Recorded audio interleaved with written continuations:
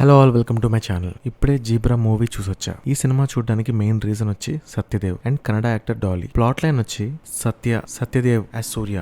ఈ సినిమాలో ఒక బ్యాంక్ ఎంప్లాయ్ అనుకోకుండా తను లవ్ చేసిన అమ్మాయి వల్ల ఒక చిన్న ఫైనాన్షియల్ ప్రాబ్లం లో ఇరుక్కుంటాడు. దాని తర్వాత అది ఒక పెద్ద ఫైనాన్షియల్ స్కామ్ లో అతను ఇరుక్కుంటాడు. దాని నుంచి ఎలా బయటకు వచ్చాడు అనేది సినిమా చూసాక నాకైతే నచ్చింది. పర్లేదు, డీసెంట్ ఫైనాన్షియల్ థ్రిల్లర్ మూవీలా ఉంది. ముందుగా positives, Satyadev acting too good ఉంది. అసలు ఈ క్యారెక్టర్ కి ఎంతైతే అవసరం ఉందో అంతవరకు చాలా బాగా సెటిల్ గా యాక్ట్ చేశాడు. కన్నడ యాక్టర్ డాలీ కూడా అగ్రెసివ్ రోల్ లో చాలా బాగా చేశారు. ఈ సినిమా హీరోయిన్ ప్రియా భవానీ శంకర్. సినిమాలో ఒక మంచి స్కోప్ ఉన్న క్యారెక్టర్, మంచి లెంత్ అయితే ఇచ్చారు. She did decent job. Sunil character కూడా పర్లేదు అనిపించింది. సినిమాకి ఇంకొక మేజర్ ప్లస్ ఏంటంటే ఫైనాన్షియల్ పార్ట్, ఎక్కడైతే బ్యాంకింగ్ మనీ ఎపిసోడ్స్ ఉంటాయో అక్కడ మాత్రం చాలా కేర్ తీసుకుని చాలా ఎంగేజింగ్ గా తీశారు. నెక్స్ట్ ఏం జరుగుతుంది అనే థ్రిల్ అయితే ఫీల్ అవుతాం సినిమా చూస్తున్నంతసేపు. నెక్స్ట్ డైరెక్టర్ బ్యాంకింగ్ సెక్టర్ లో ఉండే చిన్న చిన్న లూప్ హోల్స్ గానీ, ఫైనాన్షియల్ స్కామ్స్ గానీ దాని మీద బాగా రీసెర్చ్ చేసి మనందరికీ అర్థమయ్యేలాగా చెప్పడంలో సక్సెస్ అయ్యారనే చెప్పాలి.